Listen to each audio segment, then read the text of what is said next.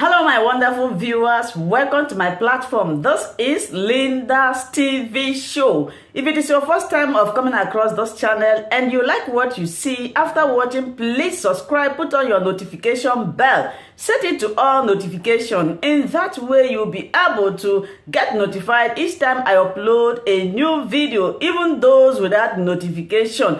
Here we react to all forms of videos, international and local. Every Saturday by 2 p.m. we have our interaction section. You are free to call in to air your opinion about the happenings in our society. Invite your friends, share my videos with your families and colleagues. Do not keep this information to yourself. Myself, I will be sitting down here to watch this video together with you from the beginning to the end. Then we'll go to the comment section and leave our comments, our opinion about the video we watch constructively. On the show today, we have the minority leader of the Senate in Nigeria, Senator Nnamdi Abaribe, as our special guest. He will join us to talk about Nigeria's constitution review and Nigeria beyond the 2023 election. Senator Abaribe, welcome to 90 Minutes Africa. Thank you. I'm very glad to be here. Senator, we're happy to have you and we welcome you to the show. Now, you have been in the Senate since 2007. That is about 15 years now. You have seen several constitutional review efforts in the National Assembly, even when your party, the PDP, is in power at the federal level. Most of them ended up as wasteful and unproductive efforts.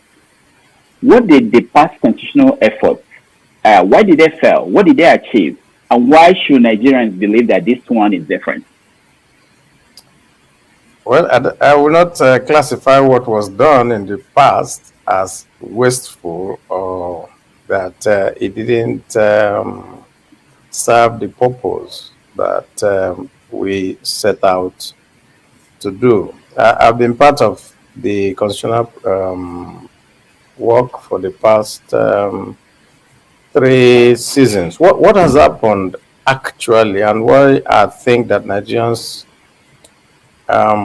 do not have a lot of confidence is that Nigerians want a wholesale review of the Constitution.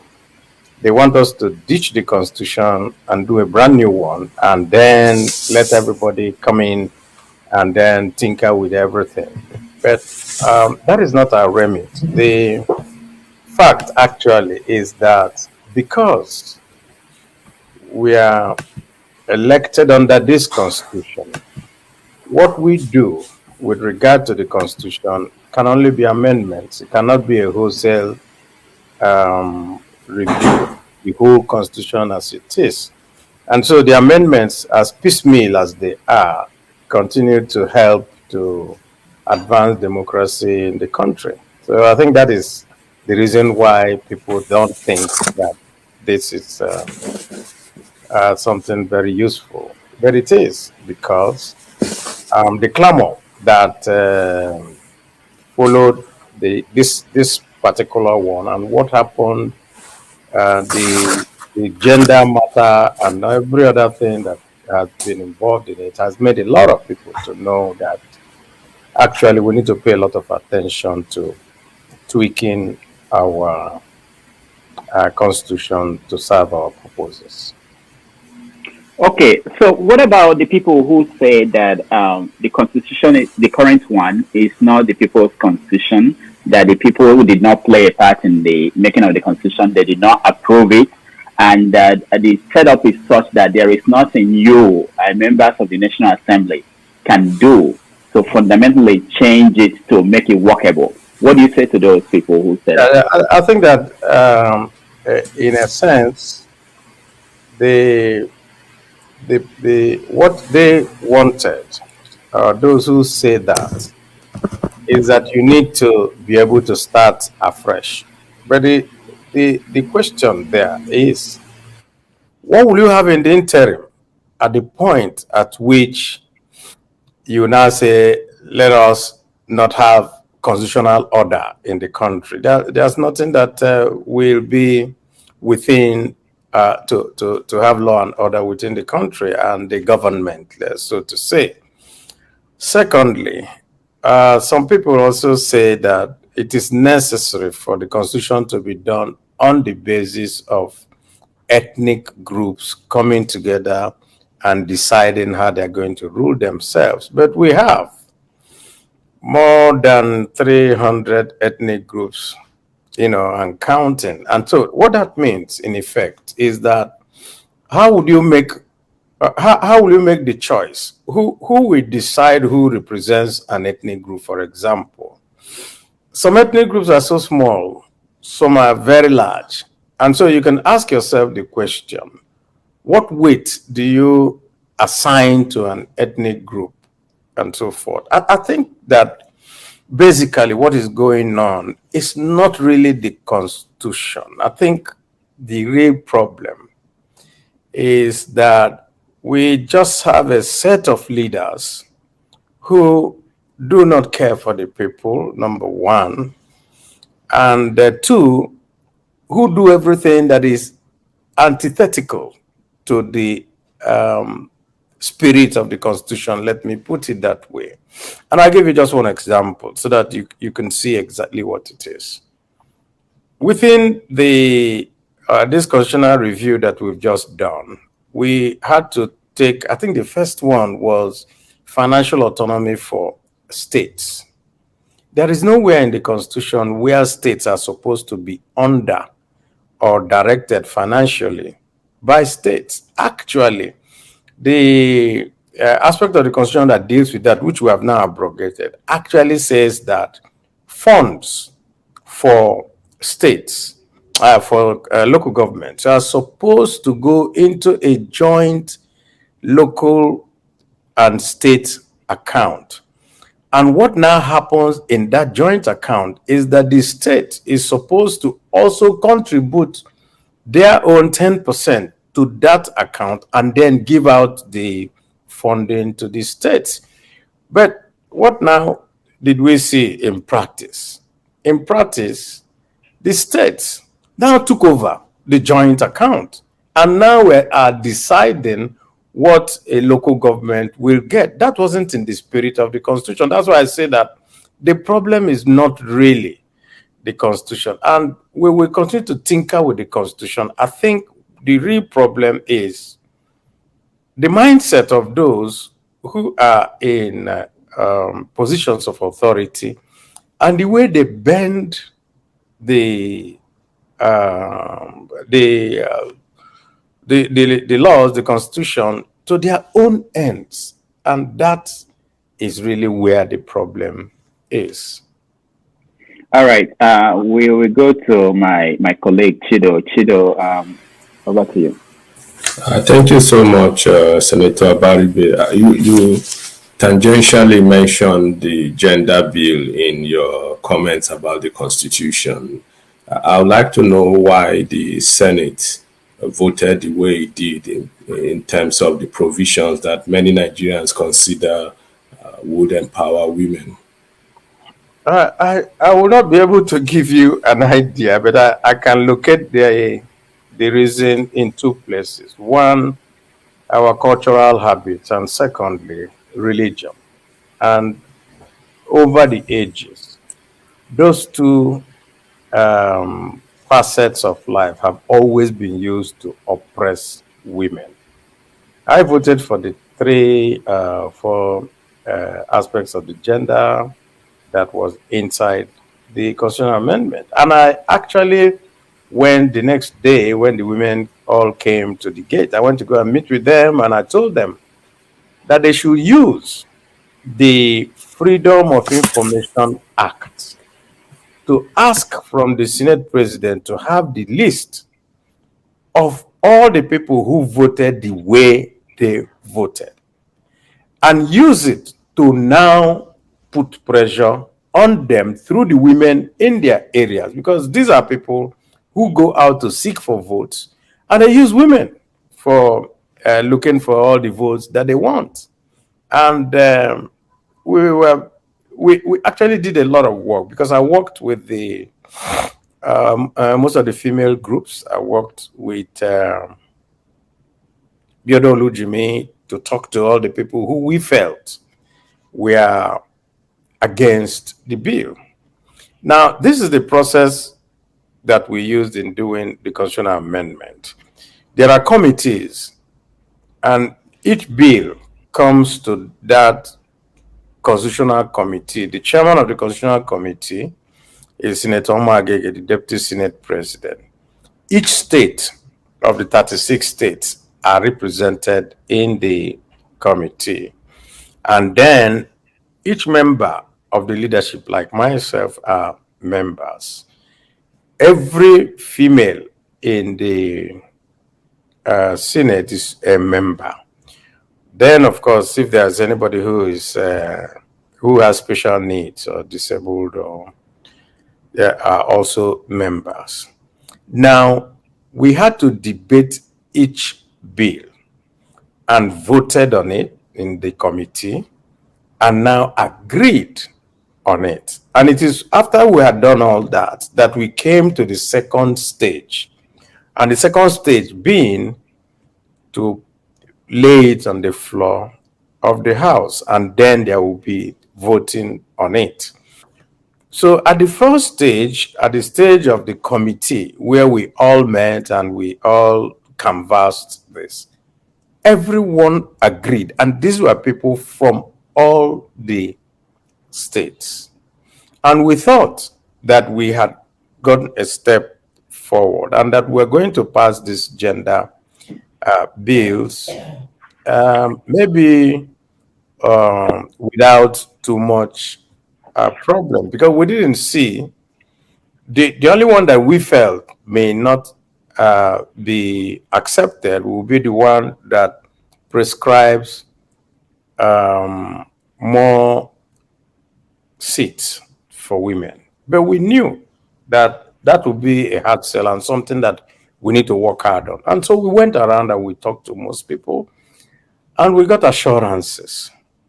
And we were surprised when we now got to the floor and we voted that it was overwhelmingly rejected. And that showed us that the influence of gender and cultural patterns among our people was still very, very strong and preeminent in the thinking of most of our people.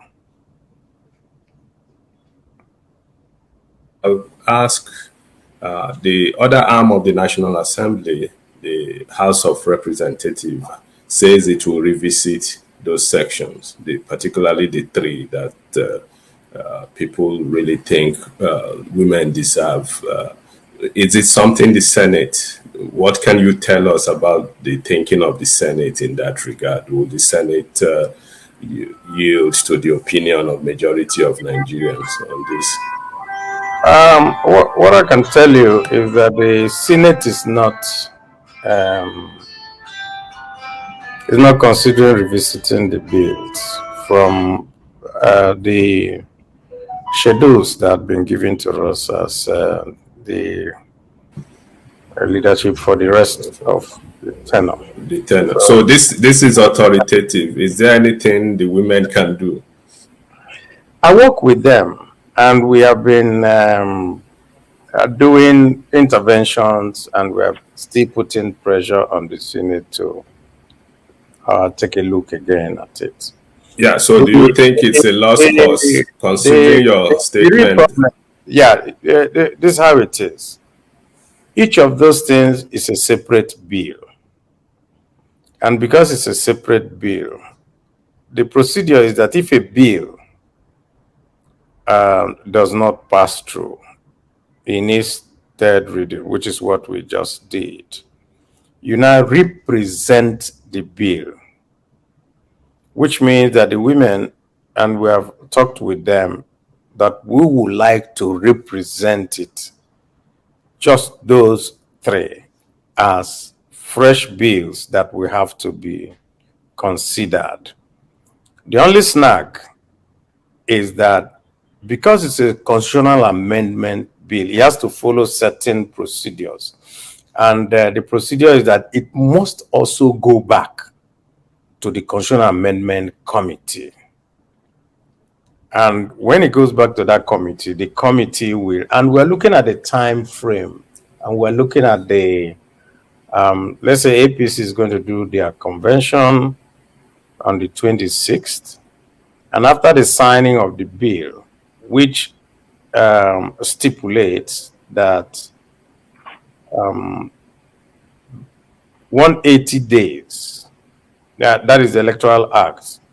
The Electoral Act 2022, which was just signed on the 3rd of March, stipulates that 180 days to the election, there must be, all the candidates must be submitted to the INEC. In other words, if you count 180 days from the 24th of February, which I think is when the presidential election or the elections are going to start, it comes to the 24th of August of this year. If you go from the 24th of August this year backwards to be able to do all the congresses that will lead to the primaries and so forth, you may not really have anybody paying attention to it. People will pay attention to their survival in the political field. So, all right. Okay, now I'm just going to say then we'll probably be looking at the next assembly. You can go on, Rudolph. Okay, let's go ahead.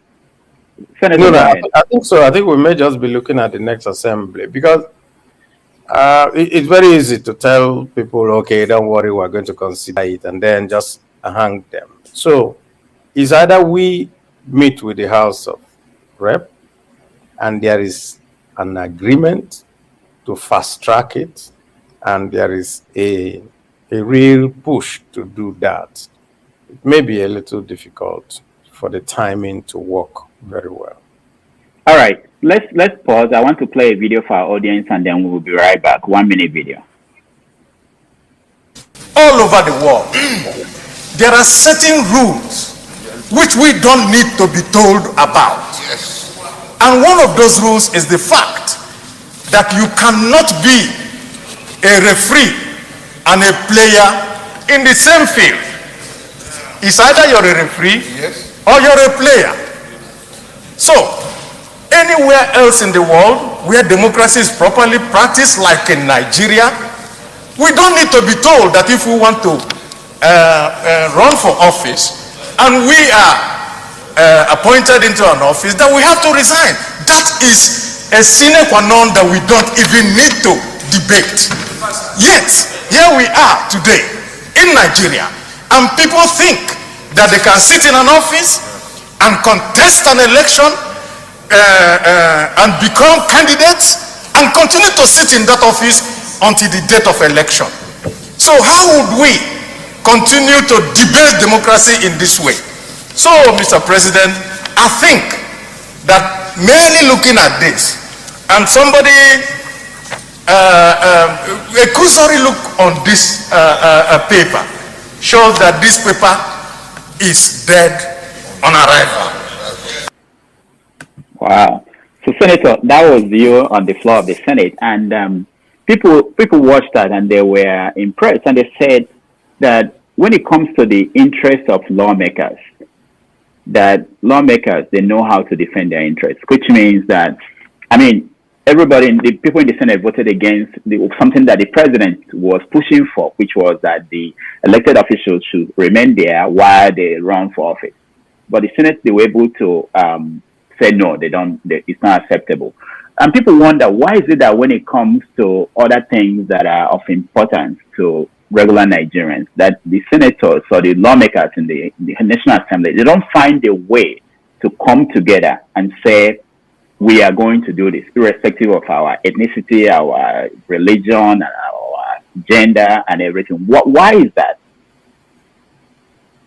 Well, you're asking me to go into the minds of all our people and decide how they react. I think that when things are of national importance, and things are very really strike at the heart of democracy. We all come together. I was there when Yaradua was indisposed, and there was all this going back and forth, and all manners of things were being done to ensure that Jonathan never took over office. When the matter of transmission of letters from outside came, and we all also came together in the same manner and resolved the issue. What happened here is really not the personal interest of the senators. I think that has to be made very clear. There's nowhere else in the world, and we all know that you will be a minister and you want to run for office, and you will still stay as a minister, and while as a minister you will go and do primaries using your office, and after winning the primary you will still stay as a minister and continue to sit there until the date of election. So why would that happen? Anytime you do that, something will have to be left unattended to. So is either you're not attending to your office, for which you have taken an oath of office to do everything. It's right there in your oath of office. Or you don't run, because if you now say, let me focus on my office, you will also miss the primaries. And so we had this thing happening. It never happened under the PDP government. From the time of President Obasanjo all the way down to the time of President Jonathan, anytime anyone had an interest, they would resign. But we now have this anomalous situation in APC, where serving ministers will be there as minister and go to contest, by form, go to contest election to win the primaries of a particular seat. I mean, it happened with Fayemi. Even most recently, it happened with my friend George Mogalu, who is the head of internal waterways, inland waterways. He went to go and do primaries, finished, came back. At a particular time, the head of NBC, I think, also went, did primaries, lost, came back to his office.